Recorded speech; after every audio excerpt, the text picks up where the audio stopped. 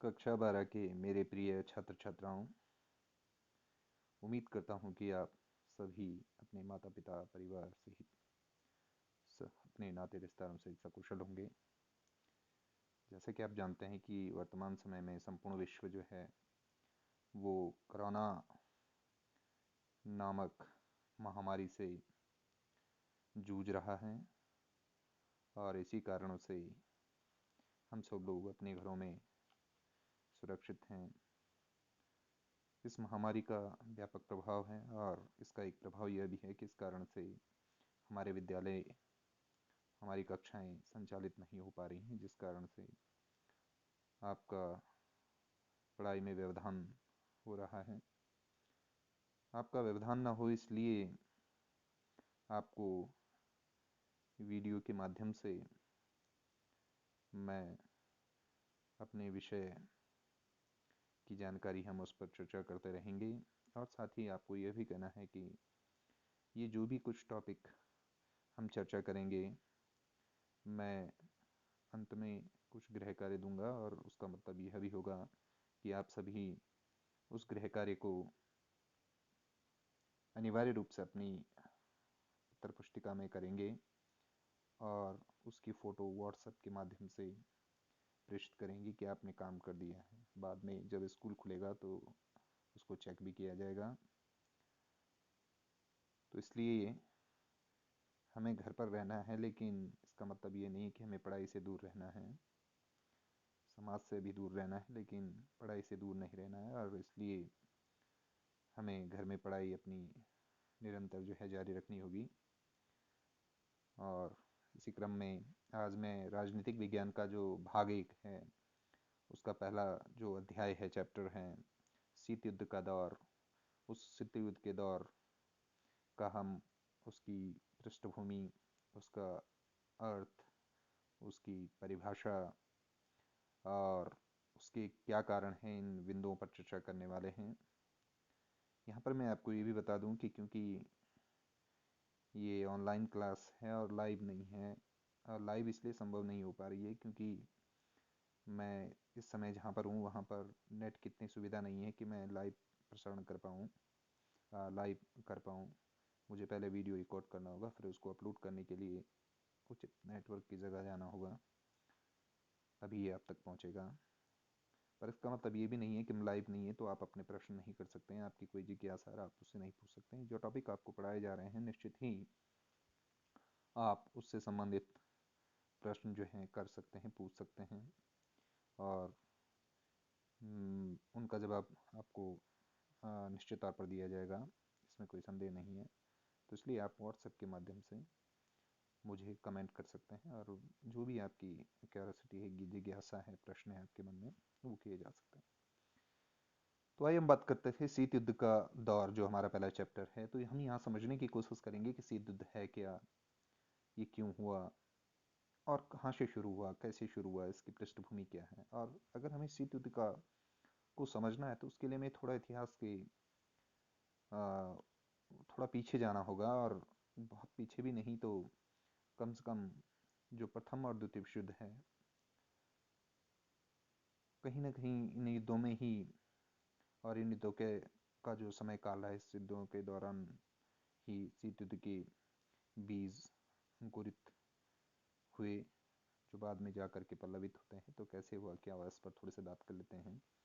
जैसे कि हम जानते हैं कि प्रथम विश्व युद्ध जो सन 1914 से 1918 तक चला, दो दुनिया दो गुटों में विभक्त हो गई थी। एक गुट का नेतृत्व मित्र राष्ट्र कर रहे थे और मित्र राष्ट्रों में जो था ब्रिटेन था, फ्रांस था, रूस था, और दूसरी तरफ जो है केंद्रीय राष्ट्र थे। केंद्रीय राष्ट्रों में आपका जर्मनी था, आपका तुर्की था, और ये जो है और इसके अलावा अन्य और कई राष्ट्र थे जो प्रथम विश्व युद्ध में एक दूसरे के विरुद्ध लड़ रहे थे, गुट बना करके, केंद्रीय गुट और मित्र राष्ट्रों के गुट के रूप में।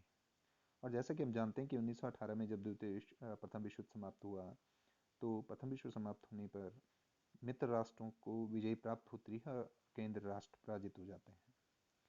इसी बीच आपने यह भी देखा कि 1917 में रूस में क्रांति हो जाती है, साम्यवादी क्रांति, और आगे फिर इतिहास आगे बढ़ता है और अगले 1918 में प्रथम विश्व युद्ध समाप्त होता है और उसका बहुत ज़्यादा समय नहीं हुआ, बहुत ज़्यादा लंबे समय तक हम युद्ध को रोक नहीं पाए और उसके लगभग 20 वर्ष बाद पुनः द्वितीय विश्व युद्ध 1 सितंबर 1939 को जब जर्मनी ने पोलैंड पर आक्रमण कर दिया तो वहीं से द्वितीय विश्व युद्ध की शुरुआत हो गई। तो ये जो द्वितीय विश्व युद्ध लड़ा गया ये भी दो मूलतः इस समय भी दुनिया दो गुटों में बंट गई और दो गुटों में बंट गई। एक गुट का नेतृत्व, एक गुट मित्र राष्ट्रों का गुट था और दूसरा जो गुट था उसे धुरी राष्ट्र या धुरी गुट कहा जाता था। मित्र राष्ट्र वाला जो गुट था उस गुट में अमेरिका अमेरिका उसमें 1941 में पर्ल हार्बर की जब घटना हुई तब सम्मिलित हुआ। पर मूलतः उसमें फ्रांस, ब्रिटेन और रूस एक तरफ था और अमेरिका भी इसमें था। जबकि जो धुरी राष्ट्र थे, जिसको रोम बर्लिन टोक्यो धुरी कहते हैं, रोम का मतलब इटली, बर्लिन का मतलब जर्मनी और टोक्यो का मतलब जापान। तो जापान, जर्मनी और इटली ने का वाला जो गुट था उसको धुरी राष्ट्र कहा गया। पहला विश्व युद्ध सहारक तो था ही था, विध्वंसक तो था ही था, लेकिन उससे भी कई भयानक जो युद्ध हुआ वो द्वितीय विश्व युद्ध था, जो दो गुटों के मध्य लड़ा गया। जैसे मैंने अभी आपको बताया कि उन गुटों में कौन कौन से राष्ट्र सम्मिलित थे, ध्रुव मित्र राष्ट्रों में और धुरी राष्ट्रों में। तो ये युद्ध भी लगभग 6 साल चला और 14 अगस्त 1945 को जापान के आत्मसमर्पण के साथ ही यह युद्ध समाप्त हो जाता है। और जब युद्ध समाप्त होता है तो इस युद्ध ने बहुत ही तांडव, जिसको कह सकते हैं, रचा, विनाश लीला रची। क्योंकि द्वितीय विश्व युद्ध तक मानव ने परमाणु बम का आविष्कार कर दिया था और न केवल आविष्कार किया था बल्कि उसका उपयोग भी कर चुका था। जो हिरोशिमा और नागासाकी में 6 अगस्त और 9 अगस्त को जो गिराए गए लिटिल बॉय और फैट मैन करके दो परमाणु बम गिराए गए, हालांकि बहुत बड़ी मारक क्षमता के नहीं थे, तो नहीं थे, लेकिन उनके द्वारा जो विनाश लीला रची गई उन दोनों परमाणु बमों के द्वारा, वो आज भी वहाँ जिन स्थानों पर ये गिराए गए आज भी वहाँ के लोगों पर उसका असर देखा जा सकता है।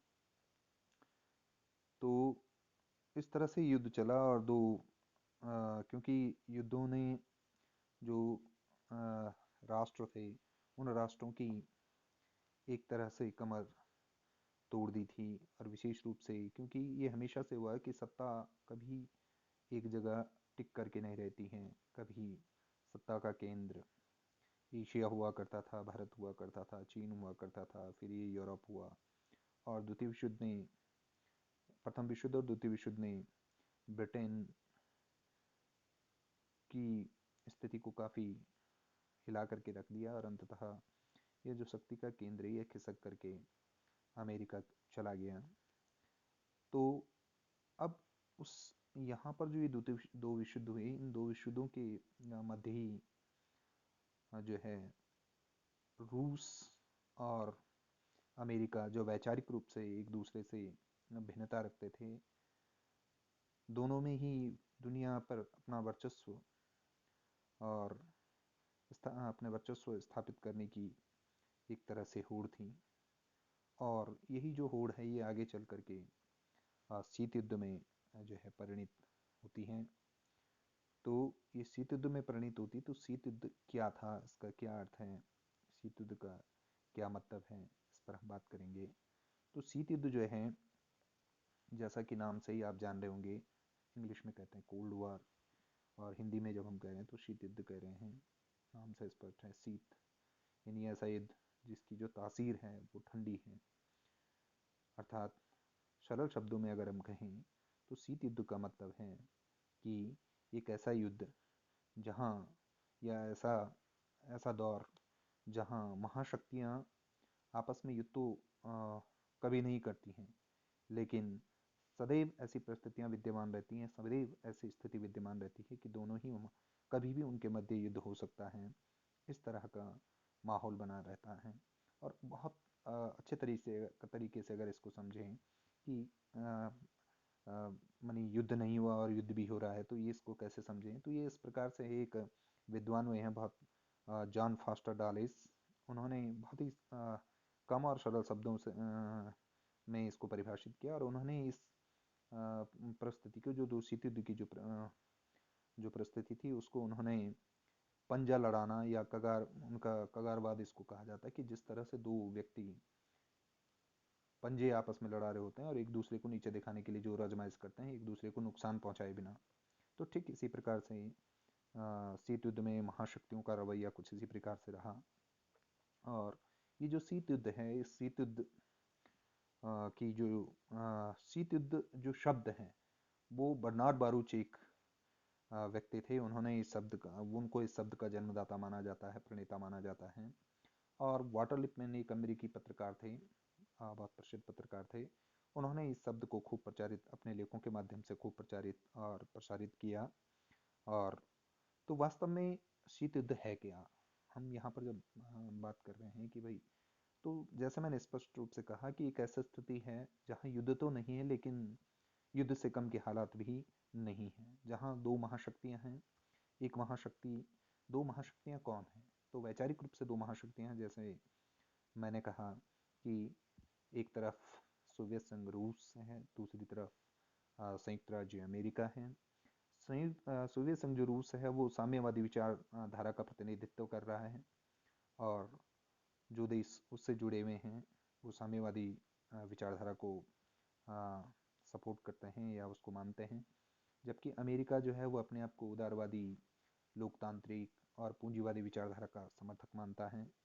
और इन दोनों ही महाशक्तियों की ये इच्छा थी कि वो ज़्यादा से ज़्यादा दुनिया पर अपना वर्चस्व स्थापित कर सकें, ज़्यादा से ज़्यादा क्षेत्रों पर, और अपना विचारधारा का वो प्रचार प्रसार कर सकें।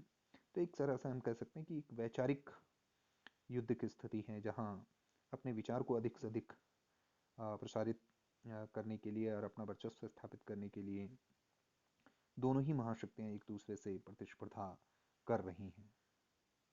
और तो फिर ये जो शीत युद्ध है, और अब एक प्रश्न और आता है कि शीत युद्ध असल में शुरू हुआ कब? क्योंकि जैसे मैंने कहा, युद्ध की जैसी तो कोई स्थिति है नहीं, लेकिन फिर भी ये कब शुरू हुआ? तो इसके संदर्भ में जो विद्वान हैं, वो दो प्रकार के मत इसमें आते हैं। कुछ विद्वानों का मानना है कि 1917 में जब रूस की क्रांति हुई थी, तो वहीं से शीत युद्ध की शुरुआत हो गई थी, क्योंकि दो विचारधाराएं वहीं से हो गई थी। और हमेशा जो पूंजीवादी राष्ट्र थे, चाहे वो ब्रिटेन हो, फ्रांस हो या फिर अमेरिका हो, उन्होंने हमेशा घेराबंदी करने की कोशिश की और रूस को पीछे करने की कोशिश की। तो वहीं से इसको माना जाता है। लेकिन जबकि कुछ विद्वान कहते हैं कि नहीं, असल में जो शीत युद्ध है वो 1945 यानी द्वितीय विश्व युद्ध के बाद इसकी शुरुआत होती है।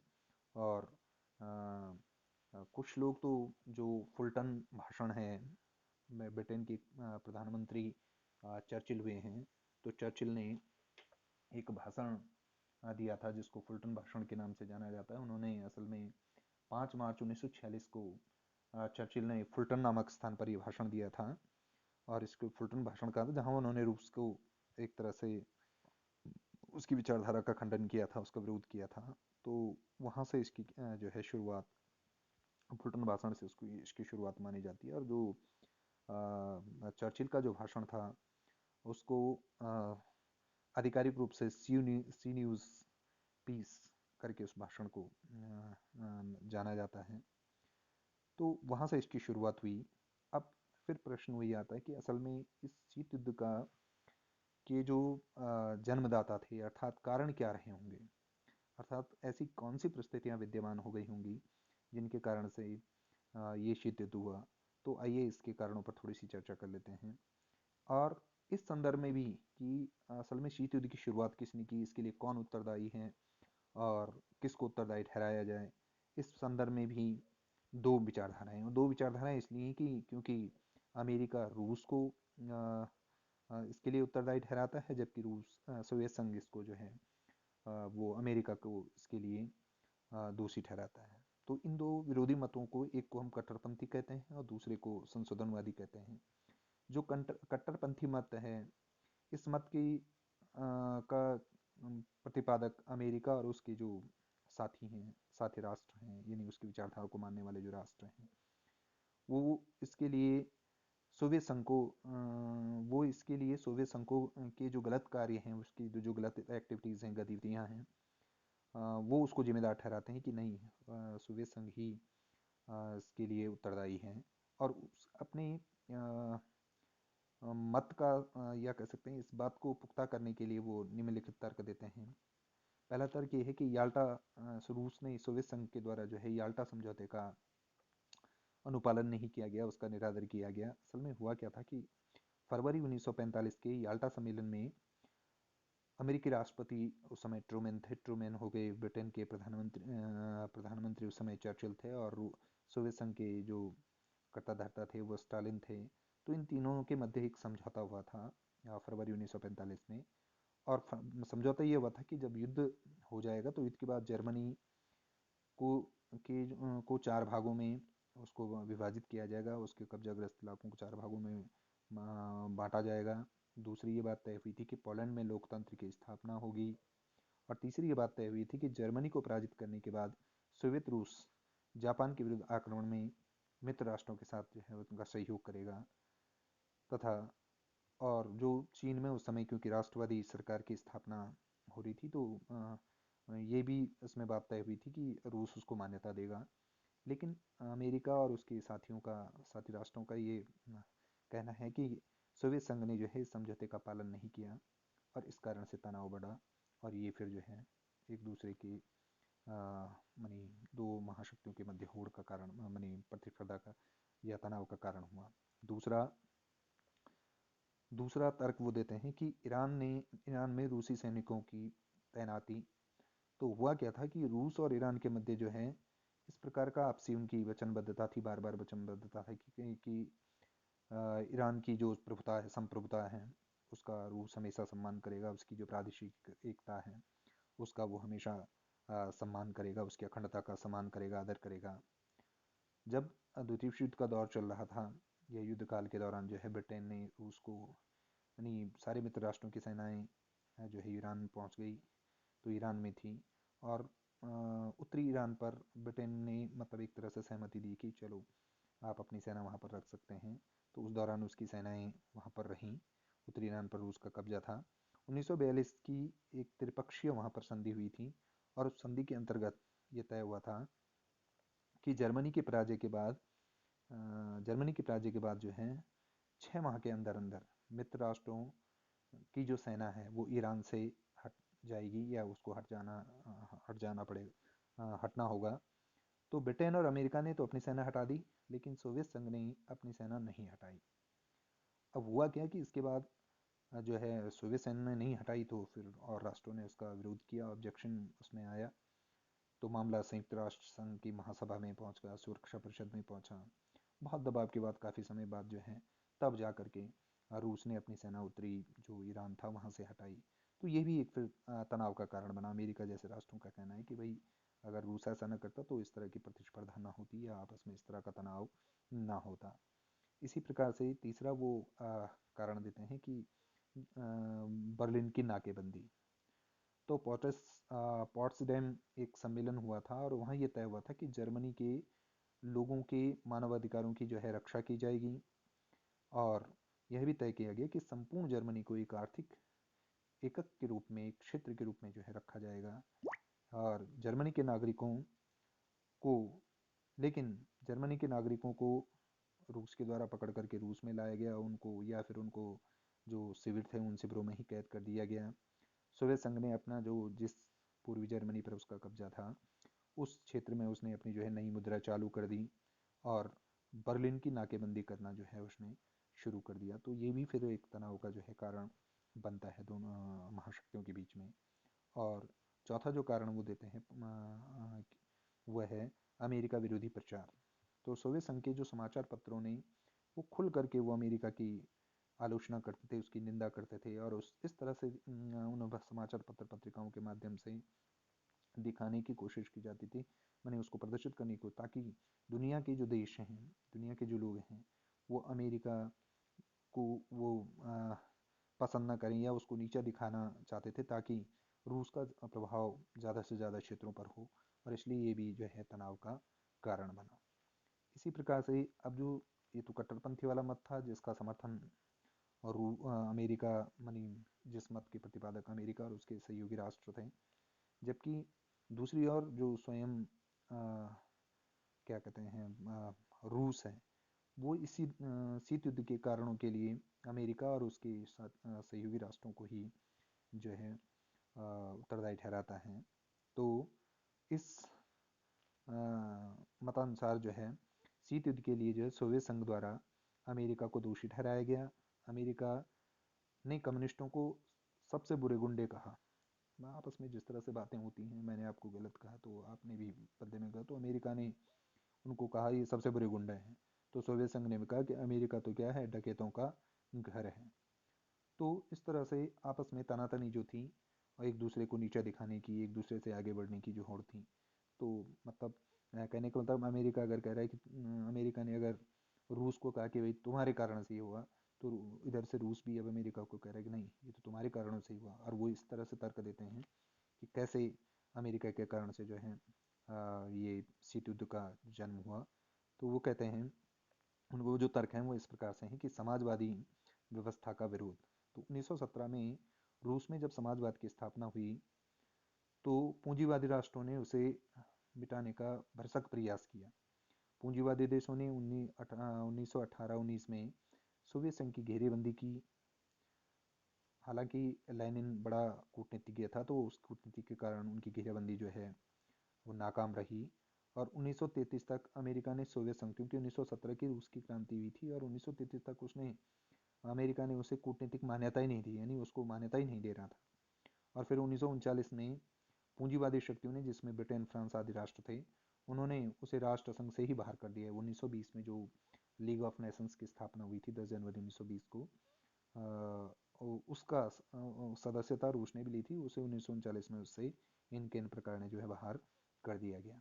तो इससे भी रूस जो है नाराज हुआ और वो किसी तरह से वो भी एक तनाव का जो है कारण बनता है। दूसरा, पूर्वी यूरोप में सोवियत विस्तारवाद का विरोध। तो स्टालिन का मानना ये था, मतानुसार ये था कि याल्टा सम्मेलन में तो औपचारिक रूप से बैठ कर के तय हुआ था कि जो सोवियत संघ है वो अपने पश्चिमी पड़ोसियों अगर आप मैप देखोगे तो उसके यूरोप रूस के जो पश्चिमी पड़ोसी हैं वो पूर्वी यूरोपीय देश हैं के साथ वो अच्छे संबंध बनाए और वहाँ मैत्रीपूर्ण शासन स्थापित करे। इसलिए पोलैंड, चेकोस्लोवाकिया, बुल्गारिया, हंगरी और रोमानिया में स्टालिन ने जो है जन लोकतंत्रों की स्थापना की। और उसका ये कहना था कि भाई क्योंकि ये तो पहले से हमारी याल्टा सम्मेलन में तय हुआ था, और जब उसने वहाँ पर इस तरह से जन लोकतंत्र की स्थापना की तो जो अमेरिका आदि राष्ट्र हैं, पूंजीवादी राष्ट्र हैं, उन्होंने इसकी आलोचना की। तो उसका कहना था कि ये गलत है, क्योंकि ये तो हमारा आपस में तय हो रखा है, इसका पहले से तय है कि इस तरह से होगा। तो इस तरह से आलोचना करना उसने कहा ये अनुचित है।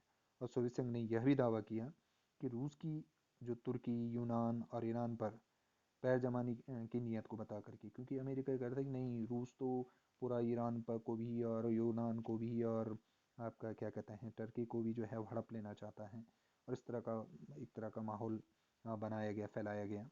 तो उसने कहा ये गलत है, ये नियत बता करके कि भाई हम वहाँ अपना पैर जमाना चाहते हैं, गलत तरीके से अमेरिका इसकी क्या कर रहा है, व्याख्या कर रहा है, जबकि ऐसी कोई बात ही नहीं है। इसी प्रकार से तीसरा वो कारण बताते हैं कि सोवियत विरोधी प्रचार। तो अमेरिकी विदेश सचिव एक थे डीन एसन, उन्होंने 10 फरवरी 1947 को सीनेट की अणु शक्ति समिति के सम्मुख ये बयान दिया कि सोवियत संघ की विदेश नीति आक्रामक और विस्तारवादी है और अमेरिका उन लोगों को, अब इधर उनके कुछ कई अधिकारी अमेरिका के ऐसे थे, कई लोग ऐसे थे जो चाहते थे कि रूस के साथ अच्छे टर्म्स संबंध उनके बने, लेकिन अमेरिका और विशेष रूप से जो समय राष्ट्रपति थे ट्रूमैन, वो इस तरह के लोगों को बर्दाश्त नहीं करते थे, उनको सत्ता से या पद से हटा दिया जाता था।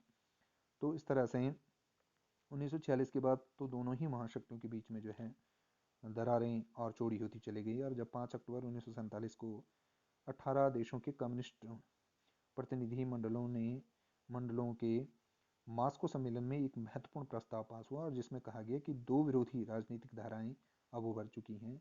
और इस तरह से कहा जा सकता है कि 1946 के बाद ही जो है क्या हुआ, शीत युद्ध का आरंभ हुआ।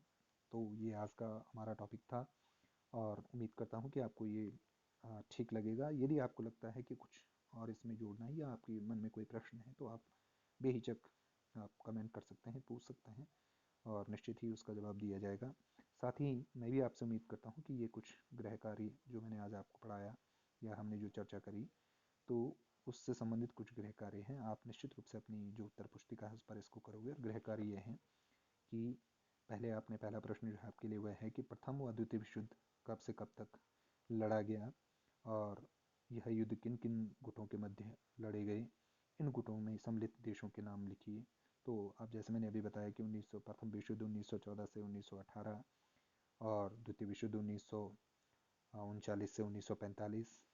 मैंने ये भी कहा कि यह युद्ध जो है प्रथम विश्व जो है मित्र गुट और केंद्रीय गुटों के मध्य लड़ा गया। मित्र गुटों में ब्रिटेन, फ्रांस, आपका इटली, रूस सम्मिलित थे, जबकि जो केंद्रीय गुट थे उसमें आपका जर्मनी हो गया, टर्की हो गया, आदि गुट सम्मिलित थे, सर्बिया आदि गुट सम्मिलित थे। इसी प्रकार से जो द्वितीय विश्व युद्ध है वो भी दो गुटों के मध्य, उसमें समय भी दुनिया दो गुटों में बंट गई थी और दो गुट थे, एक मित्र राष्ट्र थे का गुट था और दूसरा धुरी राष्ट्र गुट था। तो मित्र राष्ट्र गुट में आपका ब्रिटेन था, फ्रांस था, रूस था और फिर बाद में उसमें अमेरिका भी सम्मिलित हो गया पर्ल हार्बर की घटना के बाद।